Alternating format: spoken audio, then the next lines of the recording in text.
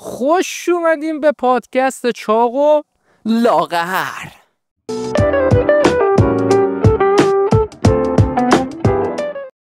قاب محمد بگو چه خبر؟ سلامتی عشقم، چطوری دنی؟ شما خبر مبرم پیش شماه. ببین گشتم در دنیای دور و برم، برات موضوع آوردم.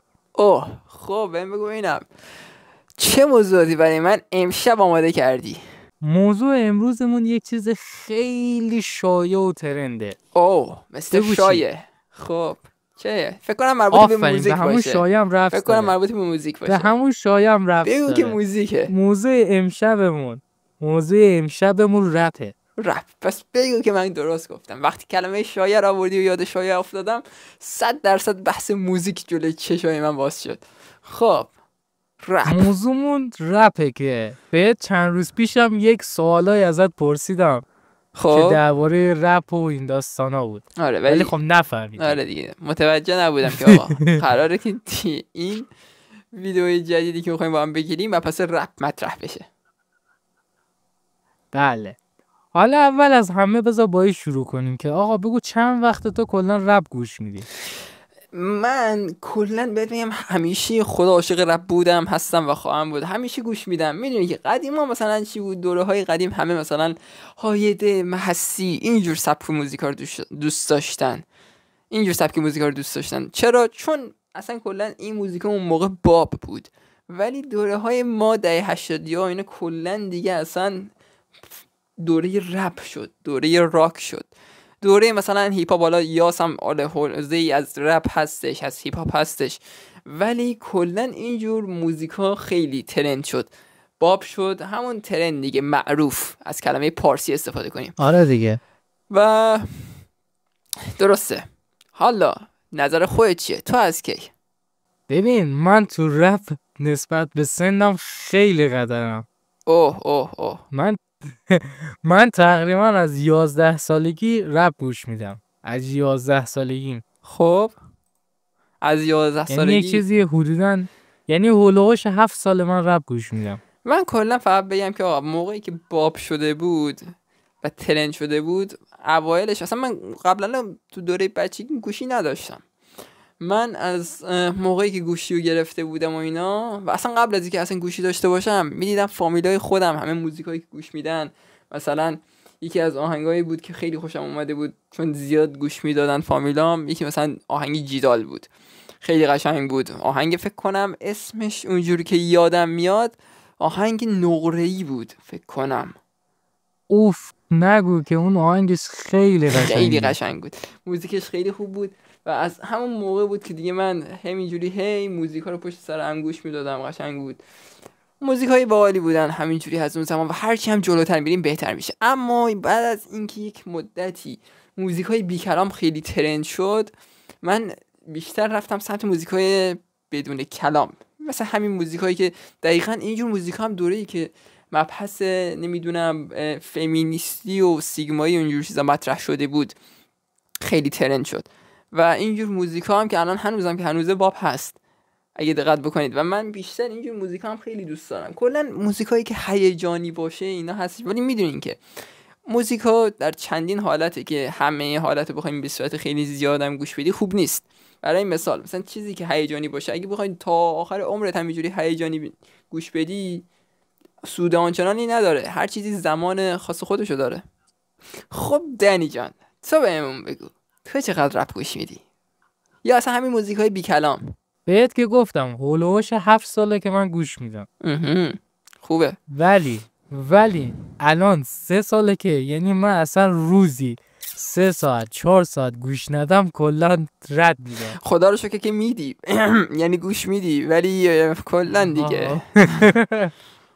بعد ببین حتی قبل از این که این پادکست رو شروع کنیم من داشتم رپ گوش میدادم. یعنی قبل از شروع این پادکست هم تو در حال دادن بودی به گوش. خب خوبه. خوبه.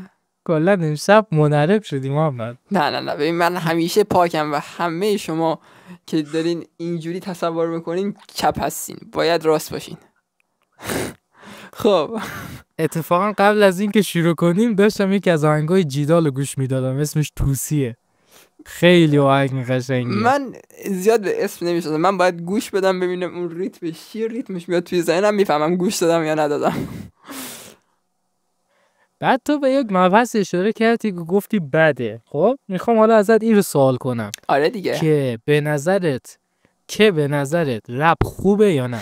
ببینید هر چیزی تعادلی داره، همه چیزها تعادل خاص خودشون رو دارن، نه زیادش خوبه نه کمش، حد متوسط. زیاد غذا بخوری نیدم شکم درد میگیری، نمیدم بعضی اوقات شده دیگه. خیلی از شما عزیزای دل، هی میخوام بگم جون زکا، خیلی از شما عزیزای دل غذا اصلا زیاد خورده باشین، دیدین بعدش نمیتونین تکون بخورین. خب اینم دقیقا همون جوریه، زیاد باشه یه همچین حالتیه، به ضررمون میشه. ولی اگه خیلی خیلی کم هم بخوریم و شدت گشتین که تو خودمون میپیچیم، اینم هست. پس نه افراط خوبه نه تفرید، حد تعادل. به اندازه بخوریم، به اندازه گوش بدیم و به اندازه همه اون کارهایی که تو ذهنمون داریم رو انجام بدیم، در حد تعادل. ببین دقیقاً همینه، نگاه رپ به اندازه گوش بدی خیلی خوبه، درسته. ولی نه خیلی زیاد. مثلا من خودم الان جدیداً خیلی بیش اندازه گوش میدم، یعنی بدون رپ نمیتونم کاری کنم. میخوام درس بخونم، میخوام کاری انجام بدم، باید حتما یک آهنگ رپ باشه که بتونم. حالا باز تو اینجور رپی. وابستگی هم کلا به درد نمیخوره. اینجور وابستگی به درد نمیخوره. درسته، ولی باید ترک بکنیم دیگه. باید کمپ ترک بذارم برای تو، ترکش کن. ببین درباره خوب بودنش از یه بابت خیلی خوبه، چون نیست آهنگای رپ کلا به یه موضوع ختم نمیشه، بر اساس همه حال و موضوعا هستش. مثلا یه آهنگ غمگینه، یه آهنگ شاده، آره حالت غمگین یا همون دپرس بهش میگن. کلا بهتون بگم مثلا من از یکی از شخصیت‌های شنیده بودم به نام، مثلا من همیشه اولین کلیپ‌های یوتیوبرها رو داشتم نگاه می‌کردم. یه بار رسیده بودم توی چنل تئوس، اولین کلیپش رو نگاه کرده بودم، دیدم توی اولین کلیپش یک سوالی در رابطه با موزیک مطرح شده بود و میگفتش که آقا من اصلا سمت موزیک‌های غمگین و یا دپرس نمیرم. و این خیلی به نظر من حرکت خوبی بود.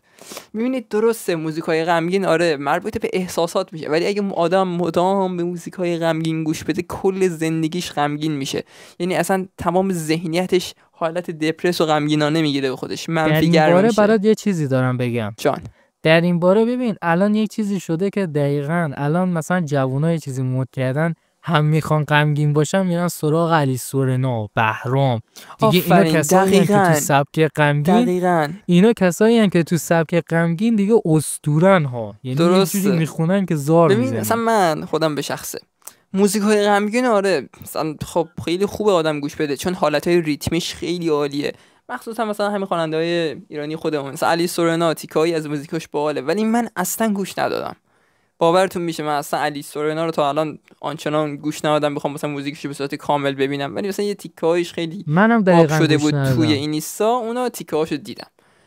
می‌بینی چون حالت خیلی دپرس داره، من خودم مثلا علاقه‌ای ندارم مثلا به دپرس، چون غمگینانه از کلمات فارسی استفاده کنیم. این حالت غمگین اصلا چجوری بهتون بگم، شخصیت روح و روان خودمونم تحت تاثیر قرار میده. ببین رپ همین خوبی رو داره. رپ مثلا بعضی وقتا که خیلی غمگینی شاید بتونه حالت هم خوب کنه، برای من خیلی پیش اومده. یعنی رپ واقعا یک جورایی میتونه حالت دعوا هم داشته باشه، اصلا همین حالت یک روانشناس. اصلا میونه کلمات همین مبحث دعوا رو آوردی وسط. نگاه کن همین دوا و درمان و دارو اینجور چیزایی که داری میگی توی بدنسازی مثلا خیلی هستن حالت ورزشی از اینجور موزیکا استفاده میکنن.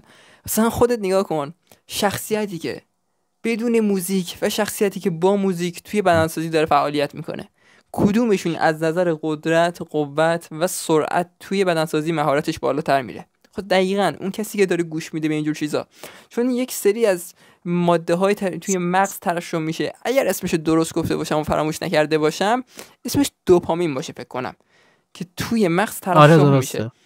دقیقاً. حالا شک داشتم نمیدونستم ولی چون فراموش کرده بودم، ولی کلا اینجور از چیزایی که باعث ترشح در مغز میشه مربوط به قدرت عضلانی توی بدن میشه. یهو مثلا حالت آدرنالین تور به بدن میده، قدرتشو زیاد میکنه توی بدن و شما اون موقعی که میتونید فرق بین کسی که گوش میده و گوش نمیده رو ببینید. خیلی ها هستن مثلا دقت کنید توی بدن سازی میرن همیشه هدست دارن، هندزفری دارن، ایرپاد دارن، گوش میدن به یک سری موزیکای خاص و اصلا خودم وقتی میرفتم توی بدن سازی گوش میدادم به این سری مطالب، به اینجور موضوعات که مربوط میشد به زندگی خودم. اون موزیک ها مثلا هستش اصلا میگیریم آقا یکی حالت غمگین توی زندگیش پیش اومده میخواد از اون حالت در بیاد، 100% بیشتر انگیزشی اون چیزا میبینه. یکی هستش حالتایی مثلا کلا اقتصادی تحت فشاره، یکی هستش فقط مثلا میخواد برای مادر خودش تلاش بکنه، پدر خودش تلاش بکنه. اینجور موزیک ها هستن که باعث انگیزش زیاد بشه و طرف بتونه مثلا اونجا تمام انرژی و هیجانش رو خالی بکنه روی اون وزنه ها برای بدنش. همه اینا هست، خیلیاتون هستن. اصلا همین عزیزای دلی که دارن ما رو تماشا میکنن، دارن به صدای ما گوش میدن، 100% براشون پیش اومده. اصلا میتونن، اصلا عزیزای دل شما میتونین توی کامنت ها برای ما به اشتراک بذاریم، برای ما بنویسین پیاماتون و مطالبتون رو که آیا شما هم اینجوری بودین یا نه. به صورت قطعی قبول میکنم، 100% میگم که آره هستین.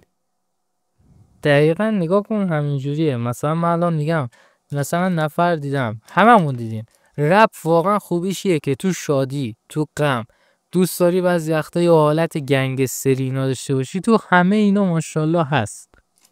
یعنی مثل آهنگای پاپ نیست فقط عاشقانه باشه. درسته، هر سبک خاصی داره، هر حالت موزیکی ولی خاصی مهم داره. اینه که به اندازش باشه. اندازش خیلی مهمه. درست، همیشه خدا توی همه چیز اندازه حرف اولو میزنه. حالا یک چیز دیگه که کلا تو رپ مطرحه، یعنی درسته، خیلی مطرحه تو رپ، مبحث اندازه. آهنگایه. نه فوش توی آهنگایه. همون این فوش تو آهنگا خیلی چیز مهمه. همون اندازه هم میتونه به فوش مرتبط باشه. بگو چرا؟ چرا؟ فوش چیزیه که خانواده ها الان به خاطر همین رپو دوست ندارن کلا، چون فوش نمیشه جلو خانوادت بری گوش کنی. درسته، این هم هست. اصلا این امکان نداره تو خانواده های ایرانی نباشه. درسته. مثلا شما قدیما رو نگاه کنید، قدیما در رابطه با چی حرف می‌زدن؟ عشق و عاشقی و این محبت و اینجور چیزا بود. قبل‌تر از اون اصلا دوره‌های قدیم، دیوان حافظ، نمیدونم بوستان و گلستان سعدی، اینا رو دقت بکنید همه مثلا می‌خواستن حرف بزنن، هیچ توهین آنچنانی نبود توشون. ولی حالا نمیدونم مگر اینکه سرچ همدیگه رو میارن تو آهنگا. درسته، ولی الان جدن در جد همدیگه رو توی موزیکاشون پلی میکنن که به گوش همه برسه. واقعا از این جهات خیلی ببین الان کلا خانواده های الان هم حق دارن که گوش نمیدن به اینا حقیقتش. یعنی مثلا رپ از اون ور خوبه یه بدی داره نمیشه تو خانوادت گوش کنی، مثلا یه جلوی بابات آهنگ مثلا. اما یه چیز دیگه، اما میونه کلام یه چیز دیگه رو بگم، اما موزیکای انگلیسی رو میشه گوش داد. مثلا یک سری از موزیکای انگلیسی بودن من کامل گوش میدادم همیشه، چون ترندم شده بود. نفهمی اوکی، گوش بده، زبانش انگلیسی بود. اوکی. من اینو گوش میدادم، کلا توی خونه‌ام میذاشتم پلی میشد، پخش میشد، به تلویزیون وصل میکردم، صداشو بلند میکردم و اینا با هیجان. بعد از مدتی یهو دیدم که آقا توی اینستا ترجمهش آورده بودن، اونجا ریلز درست کرده بودن ازش. من وقتی ترجمهش رو نگاه کردم و خوندم اصلا شوختر آورده بود، تعجب کردم. و خیلی هاتون مطمئنم که اینو میدونین چیه این ویدیو، این موزیک ویدیو. حالا نمیدونم موزیک ویدیو بود یا نه، ولی موزیکش آره، نمیدونم حالا ویدیو هم ازش ساخته شده یا نه، ولی 100% فکر کنم خیلیاتون فهمیده باشین الان همینی که دارم بهتون توضیح میدم چی کدوم موزیکه. ببین کلا یک مسئله که هست توی رپ فارسی، فوش میشه کمتر باشه ولی از یک بابتی هم مزه اون آهنگ به فوشاشه. خب مثلا بعضی وقتا من این اصلا قبول ندارم. نه نگاه کن، بعضی نه فوش اول آخر مثلا طرف توی یه آهنگش مثلا شایع دیگه الان استاد قلمه دیگه، همینش میگن قلم داره، بعد خب مثلا تو آهنگش میاد یه تو چیز میگه دیگه، خب مسلما اون آهنگش یه جوری قشنگ میکنه گوش میدی. الان امکانش هست، من یادم نمیاد شایع فوش داده باشه. کدوم تیکه رو شایع فوش داده؟ داره توی آهنگ برو خونش یک تیکه است میگه حال بیرون تخ میتر، اینجوریه. جدید منظورش به بلدرچین و شترمرغ و شاید مرغ منظورشون باشه. شاید منظورشون باشه. شایعه همیشه مثبت نگر باشید. همچون شایعه با ادب باشین. درسته. اما شخصیت بعدی مثل یاس، شخصیت یاسر اصلا کلامی از فحش ناسزا از ذهنش بیرون نمیاد توی موزیکش. اون میدونی یک آهنگایی میده که یک جمله میگه تو تا آخر عمرت میری تو فکر. واقعا اصلا خوبی که داره یاس اینه که توی اصلا ایهام زیاد داره اولا توی موزیکاش. بعد از اون بخوایم از این مطلب ایهام بیایم کنار، هیچ توهین و ناسزایی توش نیست. جز یک بار بود که من شنیده بودم توی یکی از موزیکاش از کلمه FUCK استفاده کرد و اونجا رو هم تازه بوق گذاشته بود. فکر کنم موزیک من ادامه میدم بود، فکر کنم، یا بد شدم، نمیدونم، حضور ذهن ندارم دقیقاً. ولی آره کلا همینجوری دیگه معروفه دیگه به شخصیتی که اصلا هیچ توهین و ناسزایی نمیگه. حالا مقابل این شخصیت تو دنیای موازی خیلی الان درباره فحش میاد تتلو یادشون میاد. یعنی سلطان فحش و اینا تتلو یادشون میاد. اصلا یادم نبود. یه دونه میم بود من دیده بودم، طرف اومده بودن با یه نفر مصاحبه کرده بودن، طرف گفته بود که تتلو اصلا فحش نمیده، ناسزا نمیگه، حرفی هم که از دهنش در میاد ما فکر میکنیم که فحشه، در صورتی که فحش نیست. و ما اصلا خندم گرفته بود. تتلو یه آهنگایی داره بری نگاه کنی اسمشون اصلا رود نمیشه اسم آهنگو بگی. واقعا داری میگی؟ الان من اصلا تتلو تا الان گوش ندادم. ببین تنها موزیکی که از تتلو گوش داده بودم یه دونه بود روز به روز بود، همون. یه دونه هم قدیم گوش داده بودم الکل اینجا ممنوعه، همین. ببین من گوش ندادم ولی اسم آهنگو دیدم اصلا نخواستم گوش بدم. اسم آهنگ خودش فحشه. نمیدونم، حالا بعدم به من بگو، حالا اینجا فعلا نمیشه اعلام کرد، ولی بعدم بهم توضیح بده که چیه. اسم آهنگو براتون رو تصویر میارم خود بچه‌ها ببینن. با حالت شطرنجی من بهتون تبیین میدم. تو اسمو بنویس من شطرنجیش میکنم. اسم آهنگو نمیشه واضح کو. بعد وقتی تو اسم آهنگو نوشتی من شطرنجیش کردم، مخاطبای ما چجوری نگاش کنن؟ حالا بحث فحش و اینا رو آوردیم وسط، تو اینو بگو. خب که جفتمون تقریبا رپ بازیم دیگه، جزو رپ بازا حساب میشین دیگه. اصلا دوره ما دهه 80 یا به بعد همینجوری میریم بالا، علاقه به رپ خیلی بیشتر و بیشتر میشه. ببین حرف از فحش شد، توی نسل جدید رپ الان یک فحش خیلی بیشتر شده، اینو که قبول داری؟ او هر چی جلوتر میریم بدتر میشه. حالا تو اینو بهم بگو، میخوام به این برسم که تو بگو نسل قدیم رپ بهتر بود یا نسل جدید؟ خب نسل قدیم رپ اونجوری که من داشتم مثلا نگاه میکردم، موزیکای قدیمی فحش آنچنان دوش نبود که الان هست، به غیر از حالا حالتهای زد بازی که خیلی کلن حالتهای مثبتانه بود، مثبت 18 اونا شاده کارشون دیگه، بزن به کوب. آره اونا حالتشون شادیه، آره عشق و حالی و شادی و پارتی و گودبای و یه همچین چیزایی. بعد به غیر از اونا نه، فحش و ناسزا آنچنان نبود. نه اصلا تو نسل قدیم به صورتی که الان هست نبود. نه اصلا هر چی جلوتر هم میریم بیشتر هم میشه. اصلا یهو میبینی یه بار طرف میاد، اصلا یه بار میبینی جدیدترین موزیکی که میاد کلن توش فقط به غیر از کلمه های نمیدونم افعال و صفت های دیگه فقط توش فحش باشه، اصلا موزیک تبدیل بشه، همه کلمات و ناسزاها و فحاشی‌ها تبدیل بشه به موزیک. اصلا همون چیزو نگاه موزیکی کن که شخصیتمون گوش بده، اصلا همین موزیکی و موزیک ویدئویی که خیلی باب شده بود یه زمانی مدت قبل و توی چنل پوتک، چنل یوتیوب پوتک آپلود شده بود. خودت هم دیگه میدونی. و هر کی که دهن لقه رو هر کسی که اینجوریو اونو ساییدم، هر کسی که اینجوریو سابیدن مگه میشه آخه بسابن اینجوری کنن؟ شما مخاطبای گل اصلا ما رو نسابیدین، شما ما رو بسابین. آره به نظر من شما بسابین الان خوبه، وقتشه.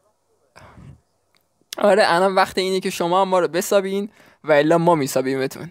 یه دونه سابسکرایب بکنید. برین یک نفسی بگیرین و برگردین. بذار اینو اینطوری بگم. الان شما مخاطبان وقت اینه که ما رو بسابین و الا میسابیمتون. خب دوستان گرامی بریم یک وله ببینیم و برگردیم. دن دن دن دن. مستر چاق و مستر لاغر به بخش استودیو. بابایی تو بازی گوشی. سلام و درود دوباره خدمت شنونده‌های گرامی. ما بازگشتیم چاق و لاغر. خب محمد بریم ادامه بحث. جانم اینو تو به من بگوی که متن آهنگ مهمتره به نظرت یا حس آهنگ؟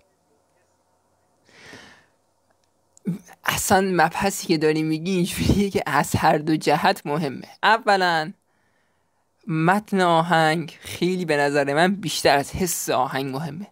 ببین مثلا موزیکای زدبازی متنش افتضاحه اگه بخوای دقت بکنی بهش، ولی موزیکش خیلی باحاله و بیشتر به موزیکش اهمیت میدن و گوش میدن. ببین این حرفی که این سوالی پرسیدم به اون مبحث قبلی که گفتی خیلی ربط داره که یک آهنگی تو چنل پوتک است به نام سایدم.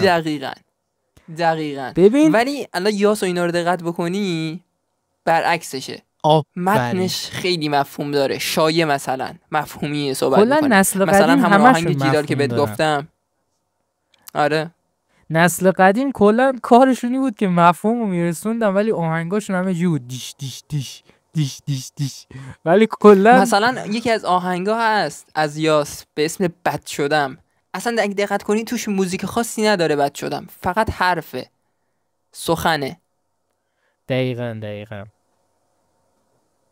الان همون آهنگ سایدم آهنگ خاصی نداره، ولی خب همه هیچکی هم نمیفهمه این چی میگه.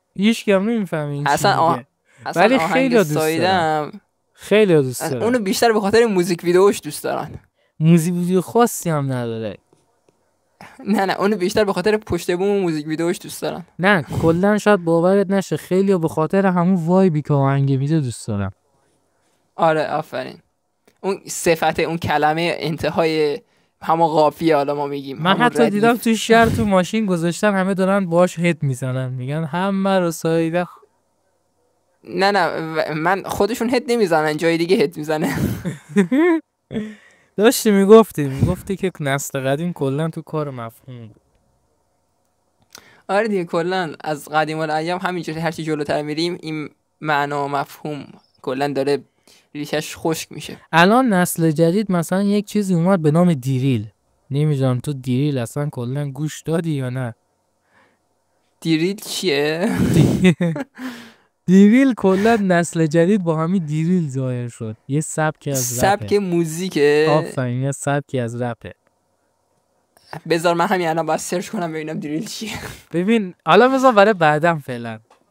بعدم برو گوش کن نتیجهشو میگی. من هیچی در رابطه با دریل نشنیدم تا الان. اولین بار از دهنت دارم. ببین توی سبک دیریل مفهوم هیچ معنی نداره. تو دیریل مفهوم هیچ معنی خاصی نداره. فقط عشق و پایکوبی ها. فقط اینجوریه که باید اینجوری کنی یو بیا یو گنگ. دقیقاً فقط همینجوریه. آها نکنه موزیک چیز رو داری میگی؟ کفتر مفتر ساخته بود موزیکشو، نمیدونم اسم هیپاپولوژیست هم چیزایی. نکنه اونا رو میگی؟ اصلا هیپاپولوژیست و اینا با دیریل اومدن. اگه به جانگاه اولشون رو گوش کنی.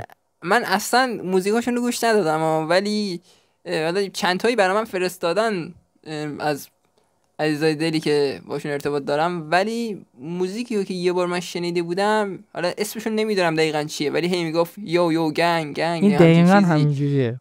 تفنگ این نمیدونم حالا هیپاپولوژیست بود کی بود. حالا هیپاپولوژیست نیست، ولی کلا سبک جدیدی که اومد به اسم دیریل مفهومو از بین برد. یعنی هیچ مفهومی تو آهنگای دیریل نیست.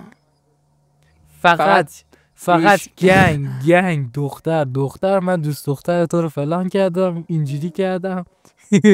کلا مفهوم آهنگاش نیست. به نظر من اگه اینجوری باشه حالا خوب نیست. حالا من باید گوش بدم تا مطمئن بشم مطلب اصلی رو بخوام ادا بکنم. ببین گوش بدی عمرت برفناست.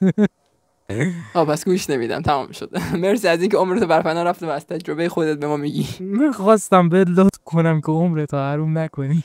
ممنون. مخاطبای عزیز، شما هم دارین گوش فرمیدین. اگر گوش ندادین مثل من دیگه اصلا گوش نکنین. وای خدا. داشتم خلاصه میگفتم مثلا تو کسایی که گفتی مثل یاسینا اینا، خب اصلا قلماشون قوقا میکنه. الان اصلا یاس و شایع اصلا خیلی با مفهوم حرف میزنن. الان یاس هر 3 سال آهنگ میده، ولی وقتی یه آهنگ میده فقط باید 3 سال بشینی دوباره معنی اونو پیدا کنی. خیلی بد میده، اگه بده بد میده، مهم اینجاست. واقعا اصلا کلا همینه، میگم هر 3 سال آهنگ میده باید بشینی تا 3 سال بعد که آهنگ بعدی میده بشینی معنیشو پیدا کنی.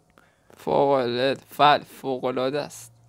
مثلا یکی از معروف ترین آهنگاش آهنگ بیمه، نمیدونم شنیدی یا نه. بیم یاس؟ آره. منی که همیشه یاس گوش میدم اولین بار کلمه بیم داره. تو چرا اینقدر چیزای جدید میدونی؟ چقدر تو بروزی. من دارم میگم مشتی اصلا 7 سال دارم فقط رپ، یعنی پاپ تا حالا گوش نکردم. یعنی چی؟ آخه من اینقدر گوش میدم، من کلمه بیم الان اولین بار اصلا بیم یاس. بذار سرچ کنیم ببینیم چیه. من اول موزیکو میدونی چیه؟ اولش وسطش یه تیکه اصلا کلا یادم رفته بزنی بیم میاره. وای وایسا سرچ کردم. من این پوستر بهش میگن چی میگن؟ تصویرشو چی میگن؟ پوستر؟ کاور. آها، من این کاورشو دیدم، نمیدونم حالا همونه یا نه. میگه پرسه در جریان امواج صوت، چشم تصویر دریای سرخ، من افسودم از طول به پهنای عمر، یه سایه تو اعماق نور، این گوسفند چاق میراث قوچه که بی دردسر تنها میسازی گوش. نه اینو گوش ندادم. برو گوش بده، خیلی معروفه. شاید هم گوش داده باشم، من باید متوجه بشم. حالا ولش کن، بریم ادامه بحثمون. ببین تصویرش که آشنا بود، حالا نمیدونم. خب ادامه و پس. خب محمد، در آخر میخوام ازت یک سوال بپرسم. بپرس. اینه که آقا رپ گوش بدیم یا ندیم؟ به نظر من رپ باید گوش داد، اما رپ هایی که به دردمون بخوره، رپ هایی که مفید باشه.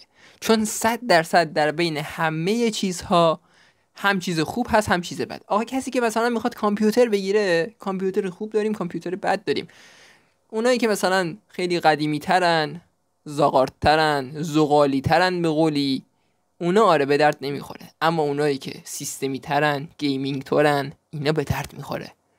هر چیزی حالت بهتر و ضعیفتر نسبت به خودش داره. جان ببین، رپ به درد بخور از نظر تو چیه؟ رپ به درد بخور اون چیزیه که جدای از این که انگیزه بهت میده، مبحث کلامو از توی خودش بهت میرسونه.